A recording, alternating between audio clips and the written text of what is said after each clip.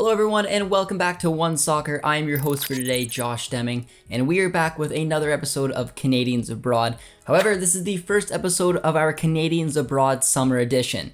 Now, instead of following our Canadians playing overseas week in, week out and taking a look how they did over the weekend, what we're going to do is grab some of the biggest stories surrounding Canadian soccer, break them down, and have a few guests pop on every now and then. Today's guest is going to be Alex Gange-Ruzic as well as Thomas Neff. So I'm really excited for these storylines. Hopefully you guys enjoy it, and if you do, as always, be sure to drop a like, drop a sub, and let's get into the video now.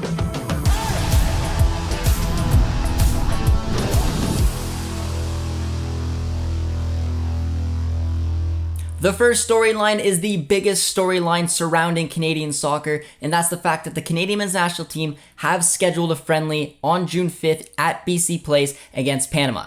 That's when the original friendly was supposed to take place against Iran. It was obviously canceled and now has been replaced. There's a lot of pros and not so much cons, but the biggest pro is the fact that this was an opportunity to prep for the World Cup. It was a very difficult task to be able to replace that friendly as last minute as they did. So kudos to be able to find a side to play, a good side as well. We've seen Panama in the past. We know that this is a side that could have qualified for the World Cup, and it will be good preparation for the Canadian national team. There is a little disappointed in terms that the Canadian national team has not played a side outside of CONCACAF since 2020 against that friendly against Iceland, and there was a real urge to play someone to see how Canada can stack up against some of the other regions. Unfortunately, it hasn't taken place yet, but there is still another window to do so. The fact that they were able to schedule a match at all is a real good benefit. We get to see Luka Kolyosho potentially appear and probably play a decent chunk of minutes because the perspective around this friendly has probably changed. If they were going to play Iran, I feel like a stronger starting 11 would probably happen. They want to see how they can match up against a World Cup opposition and a side outside of CONCACAF. However, more than likely now they're going to use this Panama match to build chemistry, see a lot of new faces, and maybe Luka Kolyosho can get a ton of strong minutes, and then more than likely focus on the two actual competitive matches in Curacao and Honduras. Kadisha Buchanan is one of the most decorated Canadian footballers out there. She's already won just about everything there was to win at the age of 26, and now she's looking for a club, and a lot of the big hitters around the world are going to take a look at her. Some recent rumors came out, and we brought on Alex Gange-Ruzic to break it down for us. So Alex, tell me a little bit of just how successful of a spell Kadisha Buchanan has had at Lyon. Well, Kadisha Buchanan's pretty much done it all at Olympique Lyonnais ever since she arrived there about a half decade ago, fresh out of college. She went, weren't sure if she was going to crack the 11, crack the squad, etc., but she cracked it eventually, and now she has a full trophy cabinet. At least, in terms of team awards, you have 5 league titles, you have 3 French Cups, and then the big chalice, 5 Champions League crowns, which is unbelievable. And she's played a big role in so many of those trophies, starting a lot of key games, becoming a fixture on one of the best teams, not just in the world, over a certain amount of time, just like in the history of the game. And the fact that Kadisha Buchanan was able to accomplish all of that at such a young age, out of college as a Canadian is unbelievable. And I think it's been a dream stint for her really at Olympique Lyonnais. Yeah, at the age of 26, having 5 Champions Leagues is absolutely insane. So the rumors are floating around because who is going to pick up this prize asset? And there's been some rumors around Europe. I want to focus firstly on La Liga and Real Madrid. Yeah, I think Real Madrid's a very logical landing spot. I think with Buchanan having won what she has at Lyon, if you're going to make a move like that, you want to keep winning. Maybe you go for a bit of a project just to kind of, keep yourself hungry, keep yourself on your toes. And I think Real Madrid ticks those boxes. They want to compete. They want to start winning La Liga titles. They've seen the FC Barcelona dominance. I mean, Barcelona undefeated last year in their league. They've been running over everyone in Spain. They just want to start, translating that to more European titles. While Real Madrid, they don't want to see Barcelona do that. So they're investing heavily in their squad, bringing in all sorts of internationals, with Barcelona kind of being more loaded on Spanish players. And I think Kadisha Buchanan would make sense for a Real Madrid team wanting to take that next step, to take in such a winner, someone with such pedigree, someone who's so all-rounded, who can play who's at the center back, can play with the ball at her feet, can, tackle, is fast, is good in the air, ticks all the boxes. I think having a dominant center back like that would help Real Madrid immensely. Now, what about heading to the WSL? Because there's been some rumors that a few clubs there are taking a look at her. If it was up to you, which club would you like to see her go to? Yeah, well, I think England also makes a lot of sense, especially for Canadians. We've seen so many Canadians, get their feet wet there. There's been always seems to be a half dozen, if not more, Canadian internationals playing. So I think it's a great league for Buchanan. You want again a place where you can win. Again, you are happy with maybe a project. If you've been at Lyon for so long, you've gotten such a use of winning culture. You kind of want to build that up. For me, I think the club that makes sense is Arsenal. That you look at them, they've kind of just been on the cusp of success. It's mostly been Man City and Chelsea dominating. Chelsea kind of winning the leagues, Man City winning the league. They've been trading off and on and off with the cups and doing well in Champions League. Arsenal's kind of just been, third fiddle to all that. So I think they want to show Vivian Miedema the very dangerous score. Looks like she might end up being one of the best scorers of this generation, if not the best. She's been there for a while now, and she hasn't really tasted the success she wanted. Bringing in someone like Buchanan, some other pieces around her, would be a great way to show that they're serious, and that would be a formidable, duo. And you add in some pieces around that. I'd love to see Kadisha Buchanan strut her stuff alongside someone like Miedema. I think that would be a good 1-2 punch at both ends of the pitch. So Arsenal makes sense. Unfortunately, Man City, just the way things ended with Janine Becky, not the greatest landing spot. And then Chelsea, they're just so good. And I mean, there is Jessie Fleming there. But other than that, I think they're a little loaded. I think Arsenal would make sense for Buchanan to be kind of a building block. And it looks likely that she's more than likely going to stay in Europe. But what about that wild card transfer heading to North America, the NWSL? And why is that move maybe not as strange as it may seem? I mean, the NWSL is a strong league, a lot of Canadian internationals. And Buchanan, we have to remember, has been away from North America for so long. Obviously, she gets to come home in off seasons and for international breaks and whatnot. But, she spent a half decade in Europe. Maybe she wants to be a little closer to home, which is in Ontario. So given all the Canadians there and some of the teams and their ambitions, it would make sense if she wants to not slow things down, because honestly, it would be more to continue at a good pace. If you go to a Portland, for example, looks to be like an ambitious club, one that wants to push for trophies. Their Janine Becky signing is very indicative of that. You get to play with Christine Sinclair.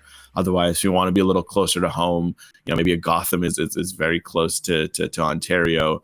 And there's some other solid clubs. You could go to the Midwest and join the Canadians at Kansas, go down or join the Canadians at Houston. Lots of solid options there. The NWSL, a lot more parity, a lot more, closer to level in each other. But there's still a lot of top teams. They can show it every summer when they compete with European teams in these friendlies. So I think if Buchanan wants to head close to home, she'd have no shortage of suitors who would be desperate to bring in a player like that to their squad. I can see it now. Sinclair, Becky, Buchanan, no one's going to want to mess with that Portland Thorns team. There are reports out of Portugal that FC Porto have activated the clause in Stefano Stacchio's contract and have signed the player until 2027. This is massive news because there were some other reports saying that Sergio Oliveira was going to return to FC Porto, which meant that they couldn't sign Stacchio, who would then return to Paços de Ferreira. This is huge news for Stacchio. He's won the league and cup double this year with FC Porto, and it's looking like next season a couple midfielders are going to probably be sold on for FC Porto, and it's going to open up a massive opportunity for Stefano Stacchio to become a starter in this side, become a starter in the best side right now in Portugal, and truly elevate his game. He's got a World Cup to take a look at too, and having his future potentially in the unknown might not have been very ideal for him. But clearly Porto have saw enough in this player to throw him a contract until 2027. Huge news all around. And I think having a little bit more comfort in Porto right now, starting with the club at the beginning of the season, will elevate him to be able to jump into that starting 11 and push for those type of minutes. The year is 2020. We've returned to the Canadian Championship final, the final that has never been played, but it is going to be played. It's going to be played in 2022, and it sees Forge FC taking on Toronto FC, and Forge FC are looking to write history and become the very first Canadian Premier League team to win this trophy. The match is going to be played at Tim Hortons Field in Hamilton, and it is going to be a spectacular event. We have Thomas Neff coming on for a mini preview because he will be attending the match. Now, Toronto FC had a terrible season last season. This season has been a little better, but they're still struggling. This is the final that's never been played. It's a 2020 final. It's 2022 now. but it seems like this title could mean something to TFC. Now, why is it so important, and why do you think that they're going to take this final very seriously? Well, I think they have to take it seriously. I mean, they are 13th out of 14 right now in the MLS Eastern Conference, and the Bob Bradley effect has not really come in. They had 16 players, a total of 16 players, leave the club in the offseason. And while some may say that the club has looked more younger, more dynamic, it just has not come in the results. But I also think that they've been very unlucky. I mean, they've lost a lot of matches this year where it's been close, like 1-goal games against Orlando very recently, Vancouver as well, Cincinnati April 30th. And you know what? We're going back in time because this is the 2020 Canadian Championship Final. And while it may not mean much in the sense that you're not going to the CONCACAF Champions League berth, you're not getting a berth. That is, of course, this edition. They still need something. They still haven't really turned the page. They've had a couple injuries back, such as Ayo Akinola, and that's helped them in a way, of course. Jimenez, of course, has really turned out from what maybe a lot of people didn't expect from. The Polish league isn't really a league that a lot of people watch in North America. But nonetheless, I mean, while they're waiting for Lorenzo Insigne, they need all the help they can get. And I think a title like this can definitely help them really turn the page, build up confidence and momentum that they really had. And I think it's a nice little break from the MLS schedule. But at the end of the day, really what it comes down to is just this TFC team cannot take this game lightly. And I'm sure it's going to help too, having a lot of TFC fans come down to Tim Hortons Field. Yeah, and the Whitecaps, I mean, they lost in this tournament against the CPL side. They took a lot of stick for it. This is a final. This is coming off a couple poor seasons. This has to mean something for Toronto to get even this season back on track, especially bringing in some silverware is always a good thing to do. But flipping the script and taking a look at the Forge side, this is the first opportunity for a Canadian Premier League side to win this tournament. How big of a deal is it for Forge? Do you think they can do it? I mean, Forge are hosting, from what we look at right now on Ticketmaster, they're very close, to selling out the second bowl, which actually would be very exciting. It's going to be a great atmosphere on Saturday.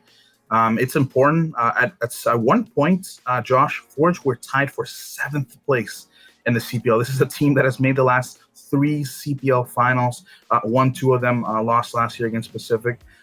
So there was, a bit of worry in the Forge scene.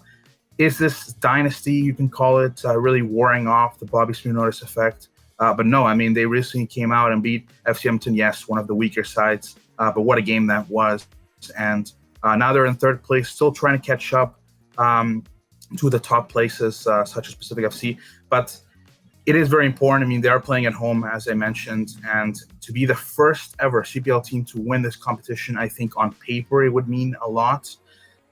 They are definitely a different team than what it was back when they played Cruz Azul in the CONCACAF Champions League round of 16. And I think there's a lot of familiarity here because let's not forget, a lot of people don't know this, but Bobby Spinotis and TFC actually sat in the offseason and had a brief conversation about maybe what, he was in the list of candidates for the head coaching role, as many clubs have an extended list. And they've said over the years that there's just so many familiarity between these two sides. And the Ontario soccer scene right now, TFC has been dominating it ever since they came into MLS, the first MLS team in 2007. I think that it has that extra punch where Forge are doing so well domestically with Canadian teams that I think fans are going to be paying attention to this. And like I said, I mean, there's so much familiarity. Personally speaking, you're going to look at a kind of like an easy, kind of a really tight result. Forge are definitely looking for revenge. I mean, they lost 3-0 in Montreal, and Bobby said that is the first game this year that they haven't really that they had a bad game. So if those words are true, if what he's saying is factual, then they should really be up to task Saturday. Yeah, Bobby Spinotis and his Forge side are definitely going to have something to prove on the Ontario soccer scene.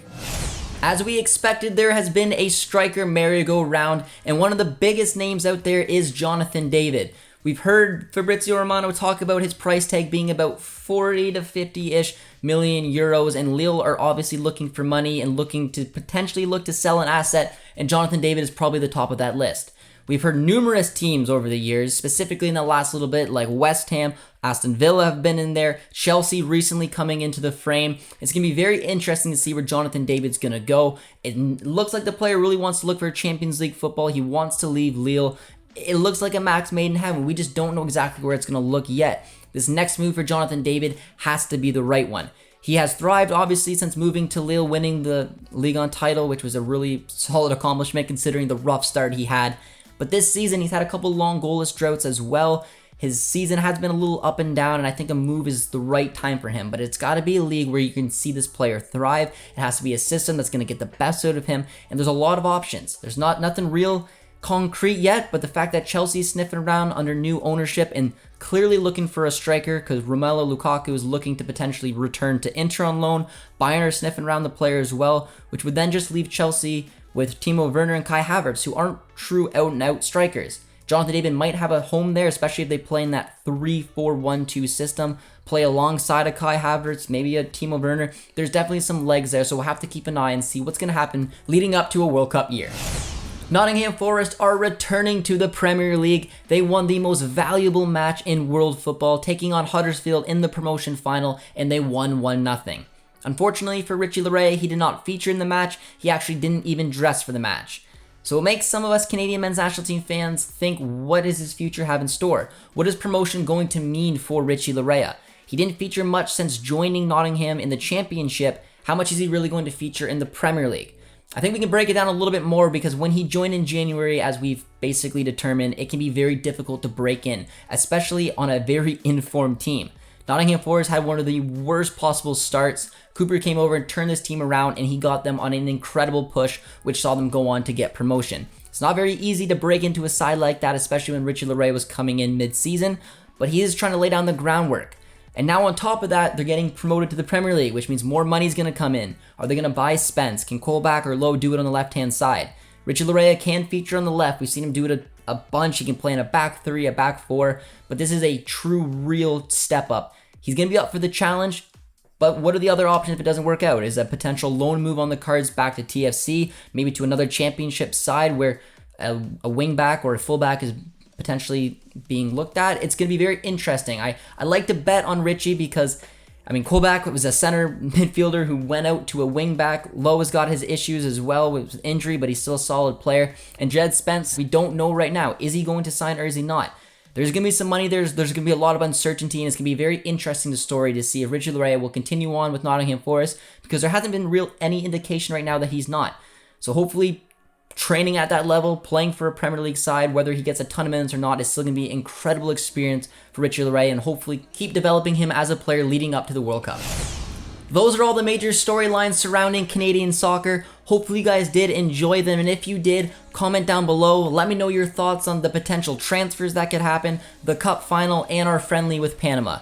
And as always, if you guys enjoy this type of content, be sure to drop a like, drop a sub as well. We're getting very close to 50,000 subscribers. If you guys want to help us get there, dropping a sub will definitely do that. Also, be sure to subscribe over to One Soccer for the best Canadian soccer content out there. That is the place to go. And until next time, guys, thank you so much for watching, and we'll see you guys soon. Cheers, friends.